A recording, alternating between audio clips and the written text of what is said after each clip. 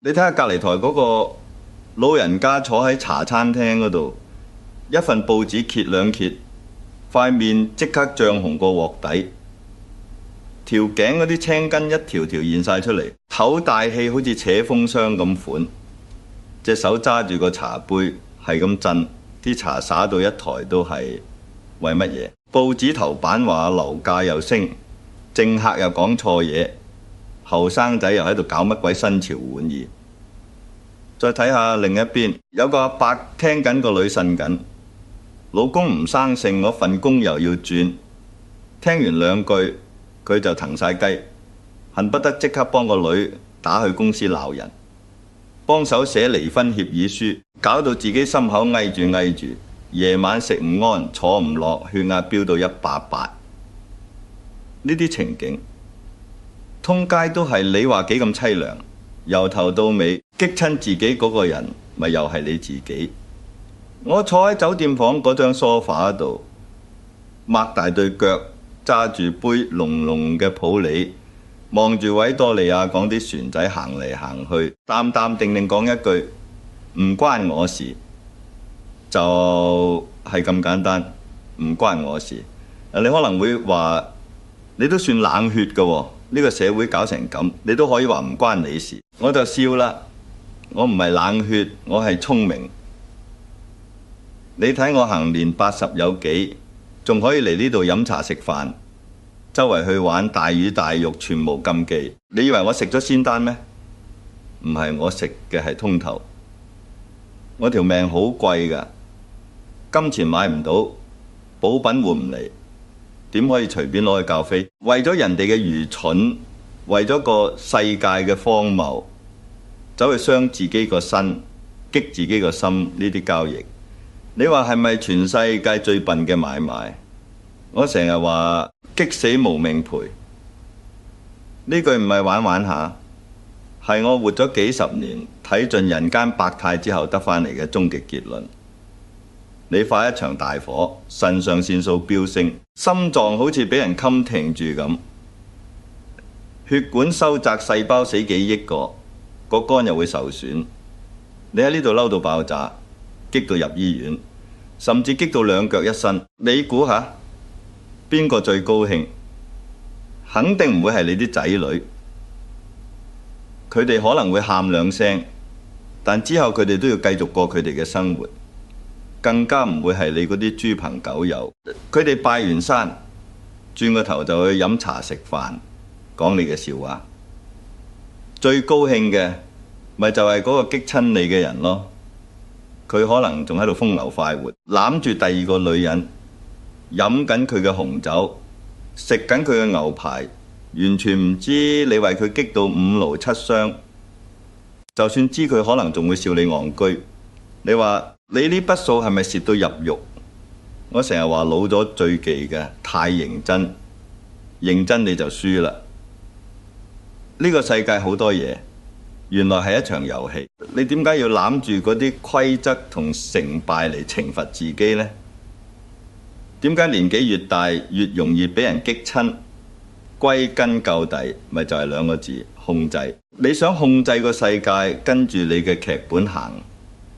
你想啲後生仔聽話，你想個社會公平正義，你想啲朋友似你咁諗嘢，你想啲餸菜永遠都係嗰種味道，但係世界點會依你嘅意思轉啊？佢有佢嘅軌跡，佢有自己嘅無常。當現實同你腦入面嗰個理想劇本有落差，你咪嬲咯，你咪唔開心咯。你嗰股無名火就由丹田燒上嚟，控制欲係老人家嘅毒藥。你越想管個天，就越要整蠱你。你越想啲仔女行你鋪排好嗰條康莊大道，佢哋就越要行嗰條你睇唔順眼嘅爛路。你越想佢哋娶個你從意嘅老婆，佢就越要揀個你最睇唔起嘅人。你同個天鬥，你同後生仔嘅自由意志鬥，你點會贏啊？你永遠都唔會贏㗎，你贏唔到，但係又唔忿氣，咪唯有激死自己。呢度有一個好重要嘅概念，我必須要喺呢度同你講清楚，如果你唔想人生下半場變得毫無意義，甚至俾啲負面情緒將你吞噬，最好就留心聽清楚我接下嚟要講嘅嘢。仲有，順便關注埋我呢個頻道。講返轉頭，呢個概念就係放下助人情結，尊重他人命運。我見過太多人呢，特別係嗰啲做父母嘅，一世人都係為仔女而活。仔女細個嗰陣，幫佢哋報呢個班，嗰個班呢，驚佢哋輸在起跑線。到仔女大咗，就操心佢哋嘅事業，操心佢哋嘅婚姻，操心佢哋嘅下一代。佢哋將仔女嘅問題完全當成咗自己嘅問題。仔女打個乞嚏，佢哋就傷風感冒；仔女夫妻關係唔好，佢哋就心如刀割；仔女工作上遇到瓶頸，佢哋就愁眉苦臉，甚至仲肉緊過自己當年搏殺。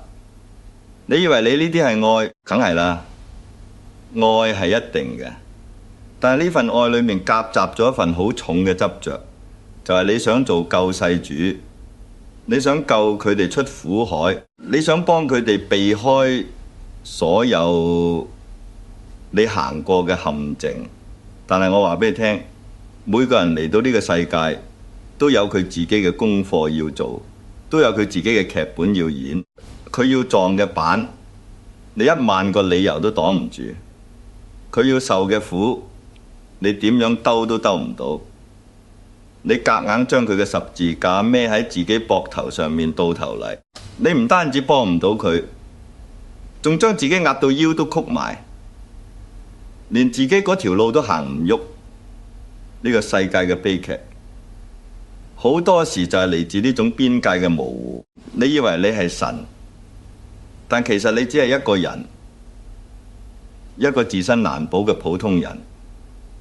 你連自己嘅情緒都未處理得好，點解你會覺得自己有能力去改寫另一個人嘅命運？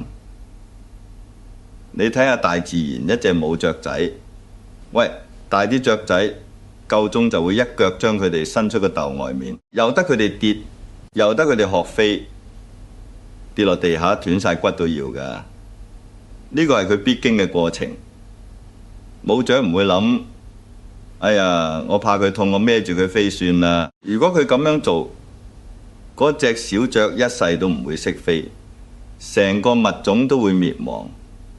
我哋做人好多時連隻雀仔嘅智慧都不如。我成日同啲朋友講，仔女大咗，你同佢哋嘅關係最好就係轉返做朋友。朋友有難你可以俾意見，但你唔會命令佢，你唔會強迫佢一定要聽你支笛。你有冇發覺，通常你最肉緊、最想幫佢哋解決問題嗰啲仔女，到最後往往係最唔領你情。嗰個你講多兩句，佢就嫌你煩，話你長氣，叫你唔好理佢。到嗰個陣時，你又傷心，又覺得自己委屈。我明明係為你好啊，點解你要咁樣對我？呢種心態咪又係走返去俾人激死嗰條舊路。所以我嘅做法好簡單，我睇得好化。仔女要嚟問我意見，我會好樂意分享我自己嘅睇法。我會話，如果係我可能會咁樣做，但我一定會補多句。不過呢，呢個係我嘅諗法。你條路你自己行，你自己決定。佢決定要跳崖，我阻佢一次，阻唔到第二次，由得佢啦。當你講得出呢句由得佢啦，你個心真係會即刻放鬆晒。你唔再孭住10個8個十字架，你開始孭返你自己嗰個，你知道嗎？每個人都有佢自己嘅業力，有佢自己嘅因果。你硬係要介入人哋嘅因果，你就要有心理準備去承擔嗰個因果嘅反噬。啲能量啊走嚟走去，最後一定會影響到你。你可能會因為咁而病，因為咁而折福，因為咁而將你原本可以舒舒服服食碗雲吞麵嘅福氣，都消耗埋喺啲無謂嘅操心上面。咁樣諗，你話值唔值得？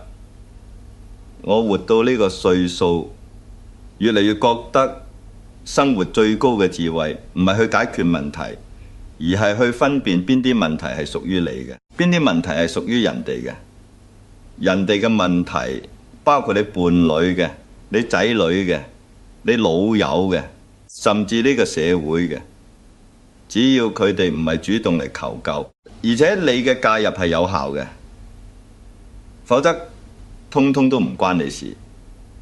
將你所有嘅精力，將你所有好容易俾人撩起嗰把火慳翻落嚟，用喺邊度？用喺自己身上，去揾啲好嘢食，去揾本好書睇，去揾個好地方玩，去揾個你有興趣嘅玩意學下。我成日都話我哋嚟到呢個地球，只係寄居幾十年，玩完就要還翻個軀殼俾大自然。做乜要咁認真？做乜要將自己搞到咁唔開心？呢個世界本來就好玩噶嘛，充滿咗新奇有趣嘅事物，等緊你去發掘。你偏偏要將對眼望實啲唔開心嘅嘢，將個心掛喺啲你控制唔到嘅事情上面。你話你係咪捉蟲？我記得我好後生嗰陣喺邵氏做監製，電影圈係一個大染缸，咩人都有明爭暗鬥、爾虞我詐，日日都有人想做你世界，日日都有激心嘅事發生。嗰陣時我學識咗一樣嘢，就係當件事發生咗，你發火、你拍台、你鬧人係冇用嘅。呢啲都係情緒嘅發洩。真正嘅高手係第一時間諗點樣去解決問題，將損失減到最低。到後來我發現有啲問題根本係解決唔到嘅，佢係結構性嘅問題，係人性嘅問題，係成個大時代嘅問題。咁點算？好簡單，我就行開，我唔會企喺原地同嗰個解決唔到嘅問題搏命，同嗰啲無可救藥嘅人糾纏。我寧願拎住個公文包去機場買張機票，飛去西班牙睇下嗰度嘅建築，食下嗰度嘅火腿，飲下嗰度嘅酒。當你嘅世界大到無邊無際，你腳下嗰啲小石仔就唔會再令到你仆親。你覺得呢度唔好玩，你咪去第二度玩咯。成個世界咁大，咁多好嘢等緊你，你點解要守住一個令你唔開心嘅角落喺度磨爛石？呢種態度延伸到我對身體健康嘅睇法都係一樣。好多人驚呢樣驚嗰樣，怕膽固醇，怕尿酸，怕血糖高，搞到食嘢好似食毒藥咁樣，都唔敢食。我話你聽，呢啲就係太認真。身體係你用嘅工具，唔係你嘅主人。你為咗保養呢件工具，搞到自己成世都唔開心，乜嘢好味都唔敢放入口。就算俾你活到100歲，又有咩癮？我嘅死前必吃清單就係用嚟對抗呢種對生命嘅刻薄。豆芽炒豆卜、豬油撈飯，最肥嗰五花腩，最濃嗰啖芝士，呢啲先係生命嘅精華。你食落去，個腦分泌出嚟嘅安多酚，嗰種快樂比你食10樽維他命丸都有效。你心情愉快，身體自然就會好。當然我唔係叫你玩命，而係叫你唔好被絕對健康呢4個字綁架。少少唔舒服好正常，傷風感冒嚟咪嚟咯，事冇乜大不了。嚟沮喪嘅情緒就好似打風落雨一樣，總會有由得佢嚟，等佢走。你唔使扯住佢唔放，更加唔使為佢開個派對去歡迎佢。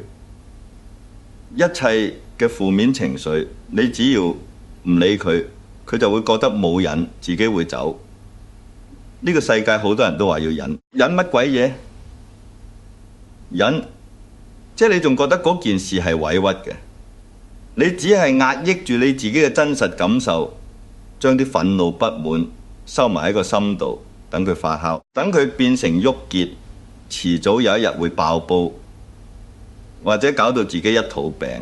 真正嘅高層次係連忍都唔使忍，係直情覺得嗰件事微不足道，連令你情緒波動一下嘅資格都冇。點樣做到？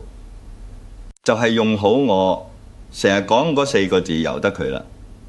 呢4個字唔係消極嘅放棄，更加唔係軟弱嘅表現，恰恰相反，呢4個字係最高級嘅智慧，係一種經過千錘百煉之後睇通睇透嘅從容。你講得出由得佢啦，代表你已經將件事睇清楚咗，你知道佢嘅本質係乜嘢，你知道你再點樣發力都改變唔到個結果，於是你選擇保存自己嘅能量，唔再同嗰個冇結果嘅困局玩落去。呢個先係真正嘅強者心態。你以為我好容易做到？我後生嗰陣都係一匹野馬，見到唔順眼嘅嘢一定出聲，一定力爭到底。但係人生嘅閱歷話俾我知，你越係用力反彈過嚟嘅力量就越大。到咗我呢個年紀，我終於明白，唔發力先係最大嘅發力，唔較真先係最狠嘅較真。我打個比喻你聽，你行街嘅時候，隔離有隻狗喺度吠你，你點做？你會唔會趴喺大廈同佢鬥吠？你當然唔會，你會好自然咁行開，因為你知道佢係一隻畜生，你同佢嘈只係貶低咗你自己嘅身份，嘥緊你自己嘅時間。咁樣諗，生活上遇到嗰啲無理取鬧嘅人，嗰啲亂七八糟嘅新聞，嗰啲令你睇唔順眼嘅社會現象，你點解要趴喺地下同佢哋鬥吠呢？佢哋喺佢哋嘅層次，你有你嘅世界，大家嘅頻率根本唔同。你點解要降低自己嘅頻率去遷就佢哋，去同佢哋共振？你一共振，你嘅能量場就會被佢哋拉低，你就會陷入佢哋嗰個負面嘅漩渦入面。所以由得佢啦，由得佢吠，我行我嘅路，佢吠得攰，自然會收聲。就算佢唔收聲都唔關我事。我已經行到去前面嗰間餐廳坐低咗，叫咗碗上等嘅雲吞麵，享受緊我嘅人生。點樣實踐呢個由得佢嘅心法？我有一套我自己嘅獨門秘方，就係轉念。你個腦同一時間只可以專注喺一件事上面，你冇辦法一邊好嬲，一邊好享受緊一啖美食。呢個係生理上嘅限制，亦都係我哋可以善用嘅武器。當你感覺到嗰股火由丹田開始升上嚟，當你想鬧人、想拍台、想爆血管嘅時候，你要即刻叫停自己，停一停，深呼吸，然後問自己一個問題：我呢一刻最想做嘅嘢係乜嘢？或者諗一樣你覺得最開心嘅嘢。例如我會即刻諗起聽日我要去邊度食飯，係去陸羽茶室飲返個靚茶，食佢嗰個用新鮮豬網油包住嚟炸嘅咕嚕肉，外脆內嫩，酸甜汁嘅比例校到啱啱好，咬落去嗦一聲，啲肉汁爆晒出嚟。定係去九龍城嗰間老字號斬一碟肥陰炆嚟嘅叉燒，半肥瘦麥芽糖嘅焦香冧一邊，配一碗熱辣辣嘅白飯，再淋啲豉油。諗到呢度，我個腦即刻就充滿咗食慾嘅歡愉，口水都開始分泌，仲邊得閒同你嬲？嗰啲激心嘅人同事即刻變得好渺小，好似好遠好遠嘅背景噪音咁，模糊不清。你呢一刻已經由一個被情緒操控嘅失敗者，變成一個主動去操控自己注意力嘅贏家。仲有另一個更加過癮嘅方法，就係繼計劃去邊度玩。我成日都話，我嘅辦公室就喺機場，你激我，我走；你令我唔開心，我走。我唔會喺度同你糾纏，我寧願計劃我下一次嘅旅行。我會諗好耐冇去日本啦，要唔要去北海道睇下嗰啲一望無際嘅薰衣草田，浸下溫泉，然後夜晚喺間房叫個懷石料理，食佢嗰件用當做魚生整嘅壽司，定係去咗歐洲，去意大利嘅托斯卡納租間農莊，日日乜都唔做，就係食佢哋鄉下嘅橄欖油煮嘅菜，飲佢哋自己釀嘅紅酒，望住一片又一片嘅綠色山丘，發白日夢。我個腦一諗到呢啲計劃，我就充滿咗期待，充滿咗生命力。我邊度得閒去理你嗰啲芝麻綠豆嘅是非？我嘅生命咁精彩，咁多好嘢等緊我去體驗。你嗰啲負面情緒就好似一隻蚊咁，想埋嚟咬我，但係我成個人都已經飛咗去地球嘅另一邊。你點咬到我？呢個就係我所講嘅，將注意力放返喺自己嘅胃口、自己嘅興趣上面。你嘅世界越大，你嘅煩惱就越細。你嘅關注點越集中喺令自己開心嘅嘢，你就越冇空間去裝載啲唔開心嘅垃圾。講到呢度，我不如同你分享下我嘅死前必吃清單入面嘅其中一兩味，等你感受下乜嘢係真正值得你擺喺心上面嘅嘢。你想下，人生短短幾十年，死之前有乜嘢係一定要食過先至對得住自己？我張清單好長嘅，譬如話有一種叫做天香樓嘅蟹粉撈麵，呢個一定要食。秋天嘅時候，大閘蟹當做將高筒肉拆出嚟，用豬油一齊炒香，金黃色嘅蟹油撈埋落啲煙韌嘅麵條度，每一條麵都掛滿晒鮮味，嗰種香濃到極點嘅感覺，你一食落去，個口充滿咗澎湃嘅鮮甜，真係會覺得為咗呢碟麵人間值得。或者去韓國食佢哋嗰種醃咗好耐，然後喺炭火上面燒到微焦嘅高麗參雞，雞入面釀咗糯米紅棗人參，用筷子一拉開個雞肚，啲糯米同藥材嘅香味一齊湧出嚟，飲一啖湯，成個肚暖粒粒，嗰種滋補係由內到外嘅舒服。再唔係去馬來西亞嘅檳城，喺路邊攤食一碗正宗嘅阿參叻沙，嗰種酸酸辣辣，夾雜住魚肉嘅鮮味同菠蘿薄荷葉嘅清新，一啖食落去，成個味蕾好似俾人叫醒咗一樣。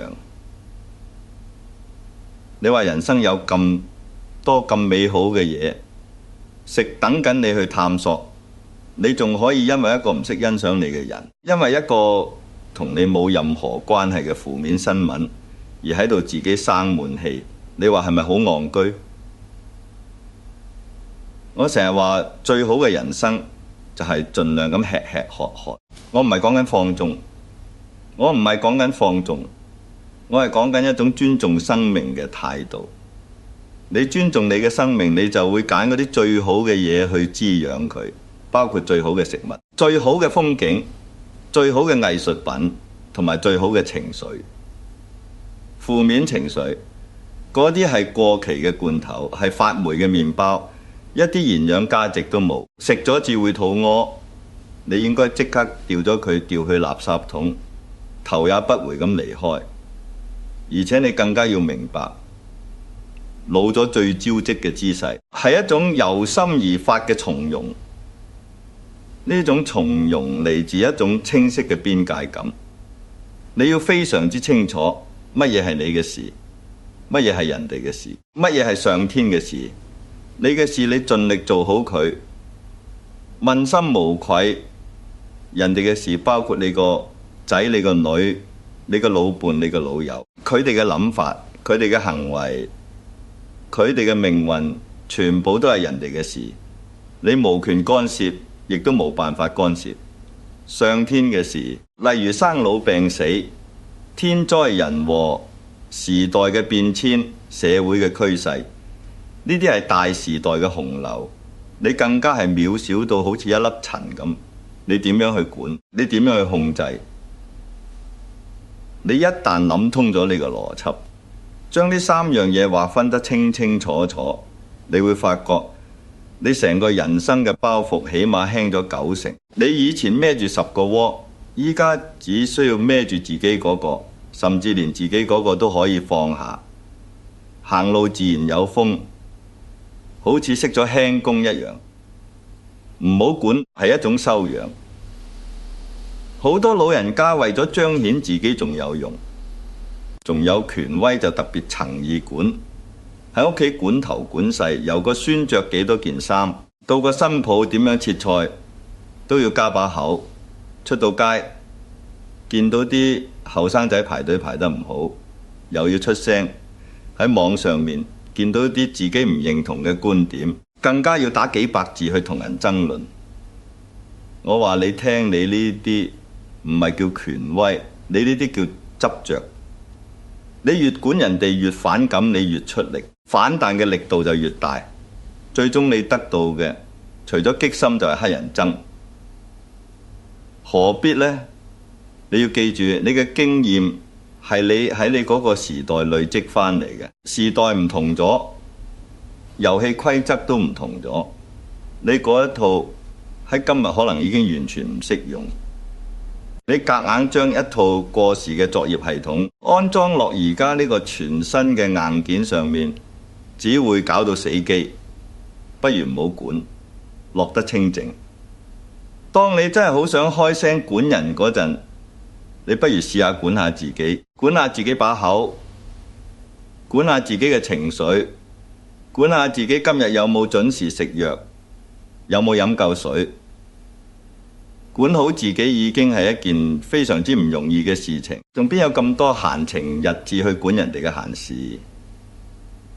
唔好問，係一種豁達。呢度講嘅唔好問，唔係叫你做個懵懵懂懂與世隔絕嘅人，而係叫你唔好去追問一啲會令你唔開心嘅真相，唔好去打聽一啲你控制唔到嘅消息。你明知你個仔最近份工有危機，你日日夜夜追住佢問點啊？老細有冇難為你啊？公司會唔會裁員啊？你問咗又點？你除咗增加佢嘅壓力，同埋將自己嘅焦慮放得無限大之外，對件事有冇幫助？完全冇。你明知某個朋友對你有誤解，喺背後講你壞話，你係都要揾人問清楚。佢究竟講咗乜？佢點解要咁講？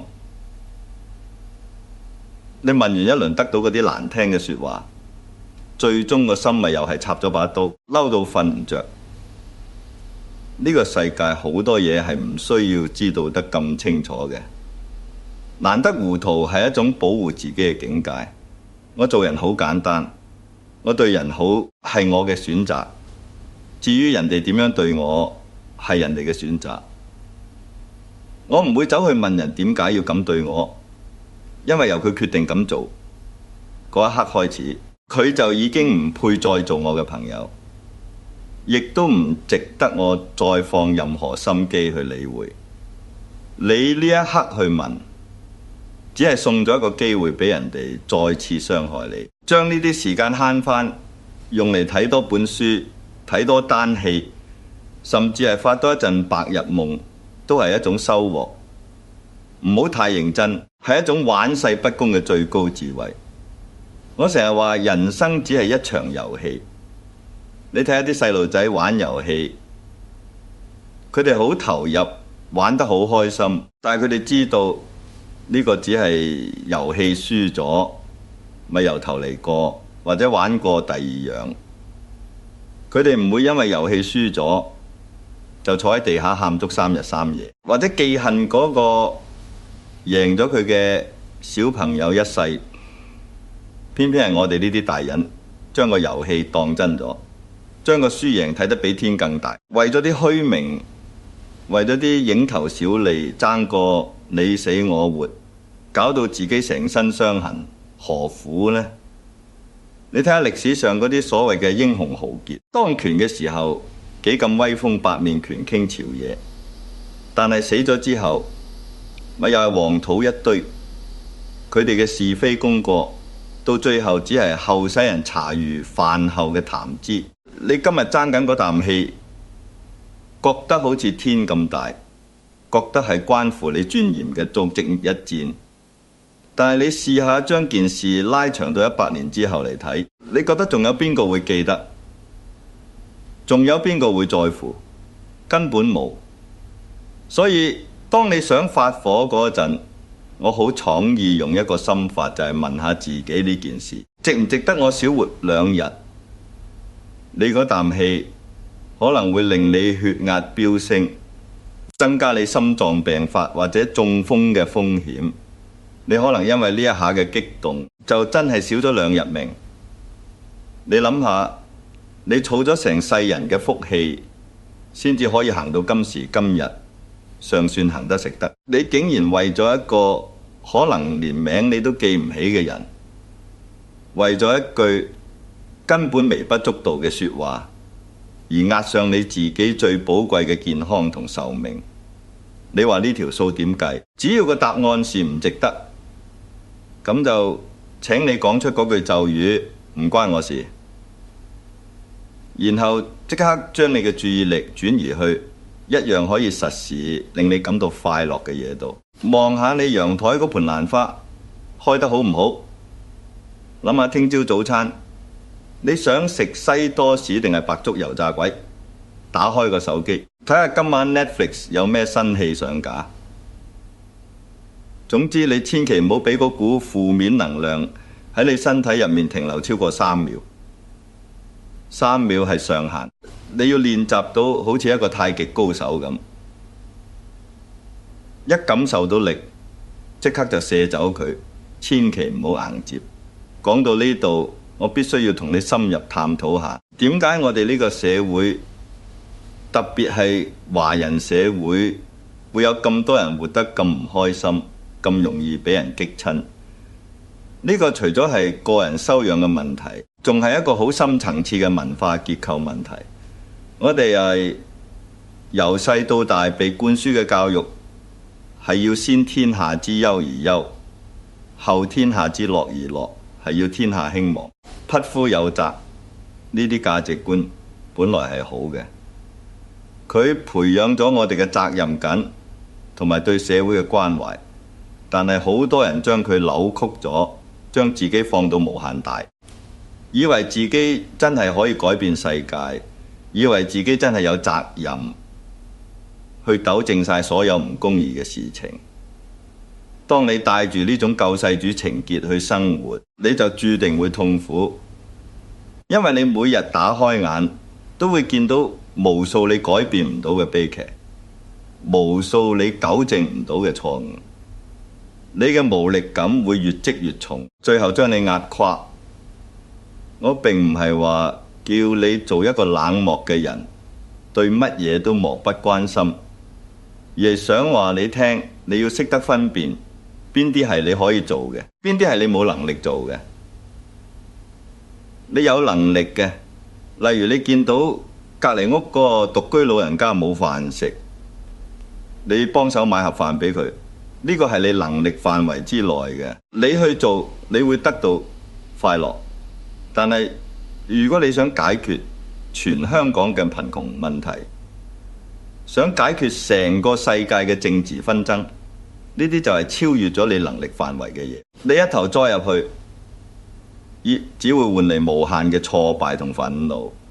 所以呢個時候就應該要講聲由得佢啦。呢個係上天嘅事，呢個係大時代嘅命數。我做好我自己本分就夠。呢個唔係消極嘅逃避，而係一種務實嘅、充滿智慧嘅自我定位。將呢種智慧套用翻落家庭關係，你更加會發現佢嘅威力無窮。好多家庭嘅不幸歸根究底就係冇咗邊界。父母認為仔女係自己嘅延伸，係自己嘅附屬品，所以有權去掌控佢哋嘅一切。仔女呢，又認為父母係自己永遠嘅避風港，係要無條件咁為自己解決問題。所以當父母做唔到，佢哋就會埋怨。呢啲扭曲嘅期望就係所有爭執同痛苦嘅根源。你試下由今日開始，將你啲仔女睇成一個獨立嘅個體，一個同你對等嘅成年人。佢有佢嘅思想，有佢嘅自由，有佢撞板嘅權利。你同佢嘅關係最好就係君子之交淡如水。你關心佢，但你唔會束縛佢。你有需要，你可以請求佢幫忙，但你唔會認為呢個係必然嘅。佢有嘢想同你分享，你樂意聆聽佢唔想講，你絕對唔好逼問。你做到咁樣，你話會有乜嘢家庭矛盾？根本冇。你冇咗期望，就唔會有失望。你唔去干涉，就唔會有衝突。呢個唔係話親情淡薄，而係將親情升華到另一個層次，一種互相尊重、大家舒服嘅層次。同樣嘅道理適用於朋友之間。朋友係分享快樂嘅，唔係用嚟孭鑊嘅。你個朋友感情唔順，你可以陪佢飲杯酒，聽佢訴苦，但係你千祈唔好走去幫佢鬧佢嘅伴侶，更加唔好幫佢做任何重大嘅決定，因為你會發現到最後佢哋好返，你分分鐘會變成佢哋嘅共同敵人。你呢個好人做到自己兩面不是人，仲激到成套戲為乜呢？所以由得佢啦。每個人有每個人嘅修行，你幫唔到咁多。你試下將呢種由得佢嘅心態內化成你生活嘅一部分，你會發覺你唔單止個人會鬆晒，你仲會散發出一種好招積、好有型嘅氣場。呢種氣場唔係你着咩名牌、戴咩金錶可以營造到，佢係由你嘅內心深處散發出嚟，一種世事與我何干嘅瀟灑。你睇我出街求其着一件唐裝衫對布鞋，我行出嚟，成個人係精神爽利，因為我心入面冇包袱，我唔會諗住邊個欠咗我，邊個激親我，邊件事令我唔開心。我嘅心就好似一個啱啱倒乾淨晒垃圾嘅垃圾桶入面，空空如也，但係充滿咗可能性，等住去裝載下一餐美食、下一次旅行、下一個新鮮嘅體驗。呢種境界係需要時間去修煉嘅。我唔係話我由細就係咁，我都係經過無數次嘅激心、無數次嘅失望、無數次嘅撞板先至學精咗。每一次我俾人激親，事後我都會復盤，我會問自己點解我會咁嬲？我嬲完對件事有咩幫助？下次再有同類情況，我可以點樣令自己唔嬲？慢慢你就會發覺，其實所有嘅情緒都係你自己俾你自己嘅。你話佢傷害你，但係如果你唔俾佢呢個權力，佢點傷害到你？你只要唔接佢嗰招，佢嗰拳就會打咗喺空氣度，到最後失去平衡仆低嗰個一定係佢。呢個世界好多所謂嘅煩惱，歸根究底都係因為我哋將自己放得太大，我哋太在意人哋點樣睇自己。人哋一個不屑嘅眼神，一句無心嘅說話，我哋都可以將佢無限放大，喺心入面上演一套恩怨情仇嘅連續劇。但係真相係乜嘢？真相係人哋根本冇咁得閒啊，成日望住你。每個人最關心嘅其實都係自己。你今日着咗件新衫，你覺得全世界都會望住你，但係可能根本冇人發覺。你今日講錯咗一句說話，你覺得好瘀，成晚瞓唔着，但係聽日人哋就已經唔記得咗。你成日覺得人哋喺度針對你，但係可能人哋只係忙住處理自己嘅問題，根本冇咁嘅閒情逸致去策劃一場針對你嘅大陰謀。你咁樣諗，係咪即刻覺得成個人都輕鬆晒？你根本就冇你想象中咁重要。當你接受咗呢個事實，你就會開始享受做一個渺小嘅人。渺小有乜嘢唔好？渺小就冇人會對你有期望，你就可以自由自在咁做自己肯意做嘅嘢。你成功咗，冇人會妒忌你；你失敗咗，冇人會嘲笑你。你可以好安靜咁躲喺一邊，品嚐你自己嘅人生。呢種快樂係嗰啲成日要企喺台中央承受所有人講嘅所謂成功人士永遠都體會唔到嘅。講返轉頭，我成日話人到咗我呢個歲數，最緊要係識得揀嗰啲令自己開心嘅嘢，揀啲同自己頻率相近嘅人，揀啲舒服嘅環境。以前後生為咗生計，為咗人情，好多時要迫不得已咁做一啲自己唔想做嘅嘢，見一啲自己唔想見嘅人。但係到咗而家，你嘅人生已經進入下半場嘅補時階段。每一分每一秒都係咁寶貴，你仲要委屈自己。我話你聽，一定辛苦嘅事絕對唔好做，一定唔開心嘅約會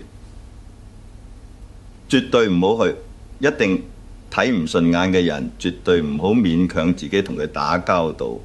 我而家嘅人生哲學就係妥協咗幾十年，到咗呢個時候，我決定全面拒絕妥協。我唔會為咗任何人任何事去犧牲我自己嘅舒適同心靈嘅平靜。你可能會話，咁樣會唔會太自私？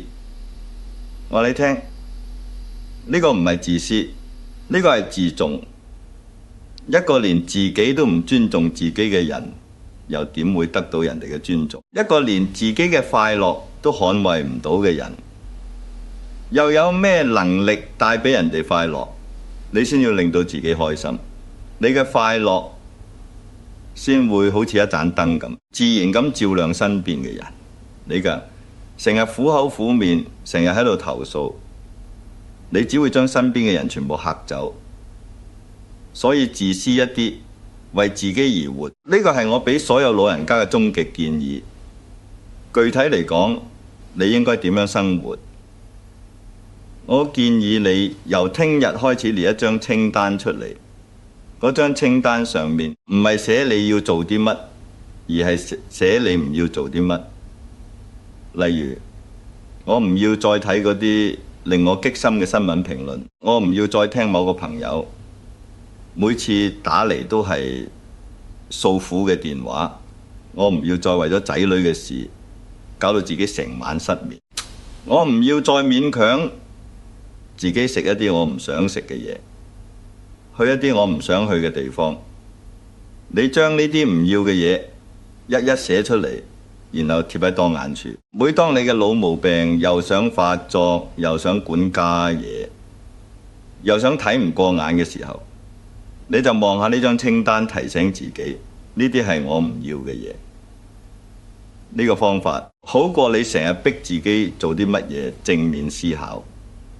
有時負面嘅排除法比正面嘅吸引力法則更加有力，更加直接。你先將生活入面嗰啲垃圾清走，咁樣好嘅嘢、開心嘅嘢、正面嘅能量先至有位可以入嚟。你成間屋都堆滿晒垃圾，就算有珍寶擺喺你面前，你都冇地方放啦，係咪？所以我嘅人生就係一場又一場嘅斷捨離。年輕嘅時候係不斷咁做加法，去賺錢，去識人，去儲經驗，去追求名譽。到咗我呢個階段就係不斷咁做減法，減走啲冇謂嘅社交，減走啲多餘嘅物質，減走啲沉重嘅責任感，減走啲自己攞嚟嘅情緒垃圾，減到最後剩翻落嚟呢，就係最純粹、最核心嘅嘢，就係你自己。你就會發現，原來你要嘅嘢真係好少，一杯好茶，一碗好飯，一個好覺，一個可以令你會心微笑嘅念頭，就已經足夠令你開心一整日。呢個世界冇話冇咗邊個唔得，更加冇話冇咗邊件事，嗰個地球會唔轉。